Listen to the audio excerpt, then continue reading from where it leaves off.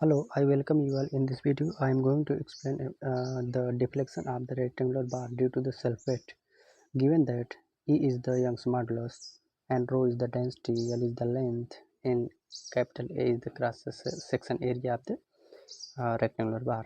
So answer is given. यहाँ answer दिया गया है delta equal to rho g L square divided by 2E. तो बेसिकली हमें इसी को प्रूव करना है. Here, due to the gravitational force acting on the bar, the deflection is take place.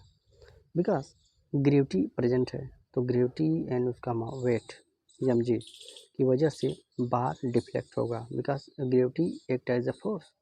तो mass times of gravitational acceleration G equal to M G, that is M G equal to M G is nothing but vertically downward force. So इस force की वजह से deflection होगा bar में. So take a small elemental strip and do the force analysis on this elemental strip and integrate it. Free body diagram of elemental strip is shown. यहाँ elemental strip पर लगने वाले force that is T M times of g नीचे की ओर act कर रहा है. तो यह फोर्स इस स्ट्रिप को की लेंथ को इंक्रीज करने की कोशिश करेगा. तो इस पूरी बार का डिफ्लेक्शन इंटीग्रेशन मेथड से फाइंड किया जा सकता है. हमें बेसिक इक्वेशन यूज करना होगा delta equal to P L upon A E और उसमें वैल्यूज़ को पुट करके हमें डिफ्लेक्शन को फाइंड करना होगा और इसका इंटीग्रेशन 0 से एल तक होगा. यहाँ P एक फोर्स है जिसकी वैल्यू जो है D M times of G के बराबर होगी and L is the length. L is equal to D Y is the thickness of elemental strip.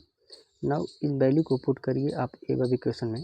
तो delta is equal to D M times of G D Y divided by A E. यहाँ D M क्या है? D M is the mass. Mass किसका? जो जो elemental strip के नीचे का पार्ट है बीम का, वही तो वेट उस पर एक्ट कर रहा है एलिमेंटल स्ट्रिप पर. तो डी एम उसी नीचे वाले पार्ट का मान है. So D M is equal to D V times of density because mass is nothing but density times of volume. Density times of volume. So density D V times of rho हम D M के स्थान पर put करेंगे. Again D we को हम area into Y से replace करेंगे क्योंकि एलिमेंटल स्ट्रिप के जस्ट नीचे वाला एरिया और उसका वाई ही तो वॉल्यूम है. नाउ सब को पुट करने के बाद delta equal to y rho g into d Y divided by E. Integrate the equation delta equal to 0 to L y rho g divided by E into d Y.